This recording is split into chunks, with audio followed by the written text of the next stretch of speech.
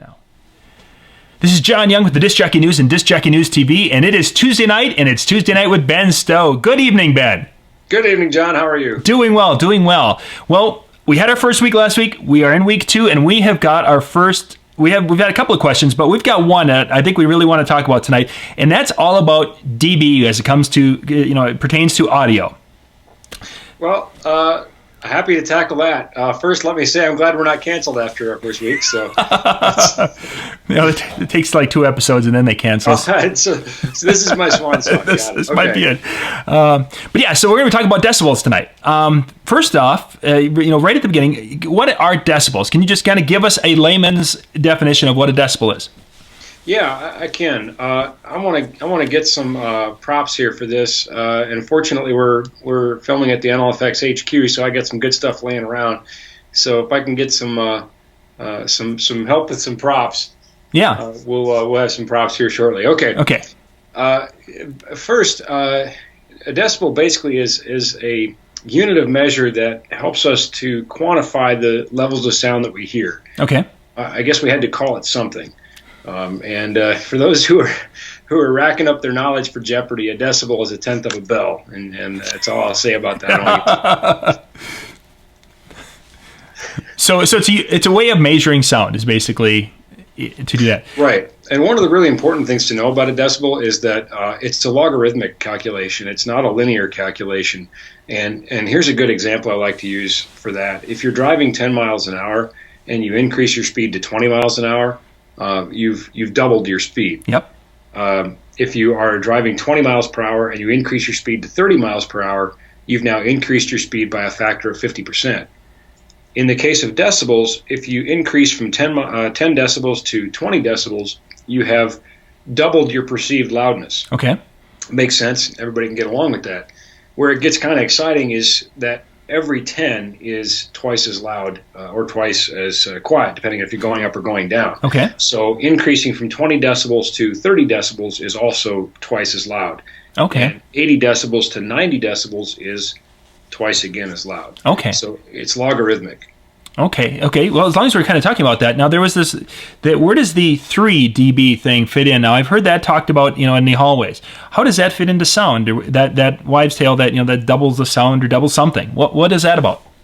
Well, first for your viewers, let me say that one of my favorite quotes is that logarithmic calculations were designed to make smart people feel dumb.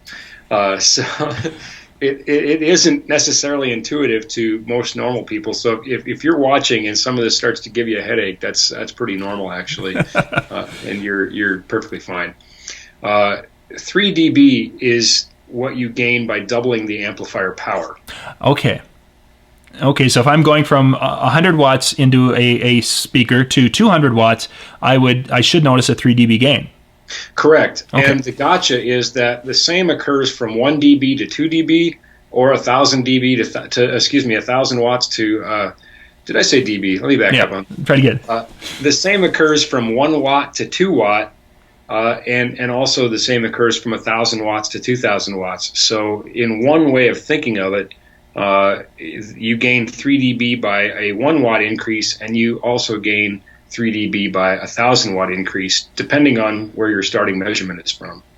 So in order for us to double our volume, we almost have to, because we're only gaining, like, in essence, instead of doubling the volume, we're gaining like a third more by going up by doubling our wattage going in. Yeah, loudspeaker efficiency is really important. And some engineers get kind of prickly when I say efficiency, because by nature, loudspeakers are not very efficient at all. Mm-hmm. But that is what we're talking about. They prefer the term sensitivity, but any way you want to slice it, how much sound do you get out for how much energy you put in? And just like cars have miles per gallon, loudspeakers with greater sensitivity or a greater efficiency will give you more sound for a certain amount of wattage. And something to kind of think about is a 40 dB rise is 10,000 times the power factor. So, think about that as a 10,000 watt increase to gain 40 dB potentially. That's pretty massive. Yeah. Nobody's really carrying around 10,000 watt amps in their DJ rigs. Maybe if lightning hits it, for the instant. For that long, yeah. Just quick and easy. So So now, since we're talking about speakers and the efficiency, I see a lot of the ratings where they're talking about the so many dB at 1 watt in 1 meter. What does that mean? Well, that's sort of the universal way to measure loudspeakers is to take a measurement from a distance of 1 meter and power the loudspeaker at 1 watt, bearing in mind that we only gain 3 every time we increase the power. But that gives us a kind of a starting point. Sure. From that, then the manufacturers can derive what the maximum sound pressure might be. And so a lot of times when you look at loudspeaker ratings, it will say, 134 dB calculated. And that means they took the 1 meter, 1 watt measurement and they calculated it. Another loudspeaker manufacturer recently actually measured their peak output, and a lot of us kind of rejoiced that. We said, hey, that's great. We know the math is empirical, but it's nice to really know what this thing will do. Right. There are some important considerations to think about there, because depending on how you measure the loudspeaker, you can get different readings from the same distance and the same power. And I don't know, I'm going to get kind of nerdy, but basically there's things called like boundary loading, where if you take that loudspeaker floating in space with no boundaries around it, we would call that an anechoic environment, and that's a full space measurement. But by putting it, for example, let's take a subwoofer and put it on the floor, we're now in half space, and we're going to get approximately a 3 dB gain. They're really trying to protect the human speech range, which of course is how we communicate. Sure. So those of us who are fortunate enough to have hearing, anyway, but when we want to talk about dB ratings for actually making sound for an event, we want full bandwidth sound. So we would maybe either use an unweighted scale or a C-weighted scale, which is pretty flat across the board. But that's generally where frequency and decibel level are most important.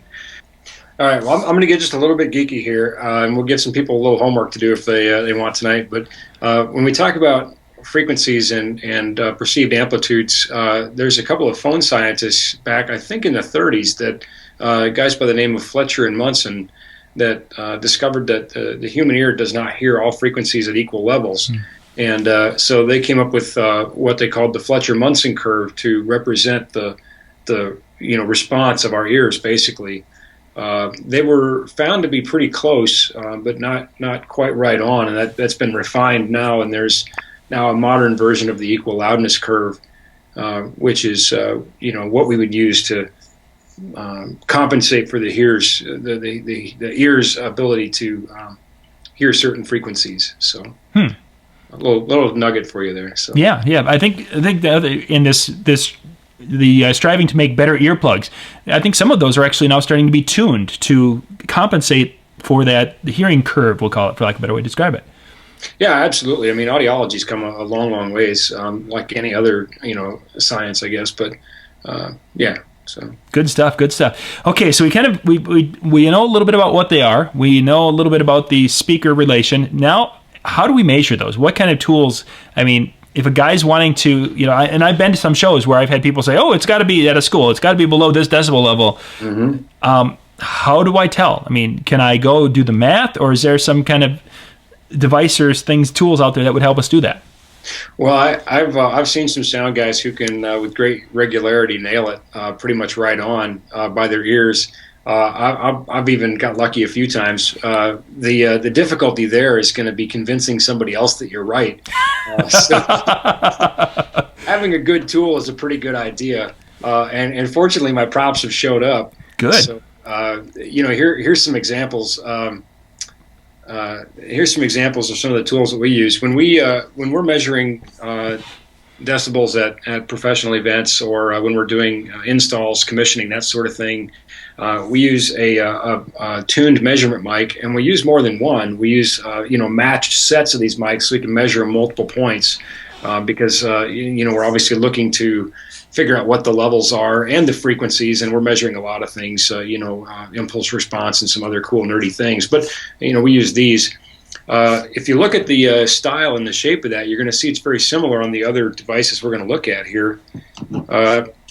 This is a professional dB meter. It has some pretty cool features. Again, we notice the same sort of style of mic. Yep.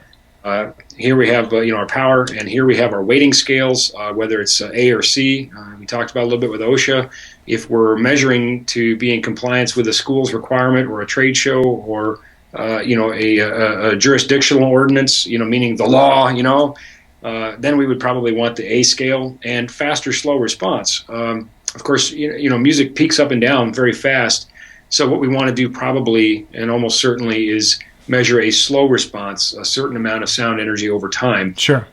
And then, we can set things, min, max. This actually will record and can be exported and logged via USB connection. This is a very professional model. We sell a lot of these to venues, and they're certainly worth every penny.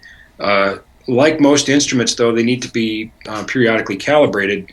And in the case of our professional systems, we actually calibrate them on every use so that we know exactly that these mics are dead on.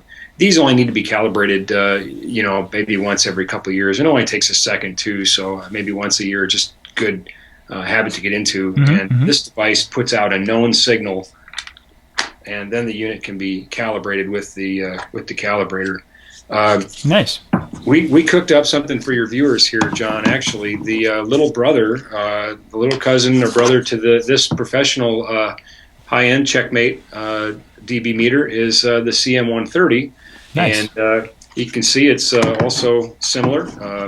It does have a calibration feature, just in case you want to calibrate this thing every year, or you can send it to us. We'll calibrate it for you, whatever. But power switch, max, fast, slow switch, level, weighting scale, A or C, and then of course a range, how much we're measuring. And we're gonna do a little deal for your viewers here. So you and I'll we'll have to cook up some way to give them a nifty discount. It does come as a kind of a nice set. Oh, cool. It comes with the windscreen, and it comes with a battery. So.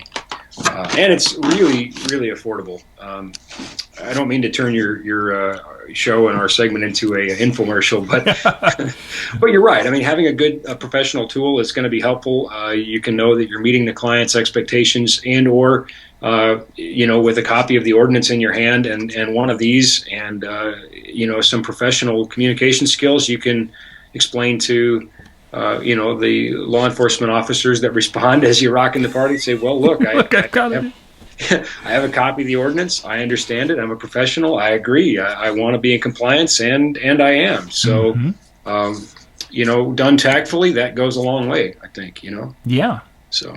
Very cool. Very cool. Well, I think we've covered our discussion. We had one more question, and then I had another. We got two parts left. First off, what's this week's T-shirt? Because people loved the T-shirt last week. What is the T-shirt this week? Well, we got homage to our Star Trek fans out there. So. A little higher for us. And to your left. There we go. Resistance is futile. Nice. For those who don't understand, that's the ANSI symbol for a resistor. But, of course, we've drawn a jumper around it. It's futile. So it's there's no resistance in that symbol. Negligible at best. If someone has some questions, we need them to Twitter. They need to do hashtag. It was it NLFX Ben or Ben NLFX? Now I'm confused. NLFX Ben, yeah. NLFX Ben. Yep. Yep. Okay. So NLFX Ben. What you need to do is, if you have a question for Ben for next week's segment, you go to Twitter, you hashtag or the @ symbol, and that'll get right to Ben, and Ben will see that. But we had one more question that was sent in last week, and that question is, this is the deep one. Ben, why is the sky blue? I'll tell you what. I'm saving a Twitter graphic for you here. What's Is that a real question? Well, I'm afraid it was. All right. And it wasn't from my 3-year-old. Okay, so the answer to your question, dear viewer, is it actually has a lot to do with wavelength and light. And I'm going to go to my little whiteboard app here for this. I just got done making a little Twitter graphic that you saw there. Yep. Let's do this here. So let's draw a pretty little sun. As Pearl Jam would say, a lemon yellow sun. It's a happy sun. Okay. Here's our prism. Here's our sunlight. How many years did you go to college to learn how to draw like this? I watched a lot of Bill Cosby as a kid, the picture pictures. Yeah, let's see. All right, so let's start making the light come out of our prism here. How come I'm feeling Pink Floydish?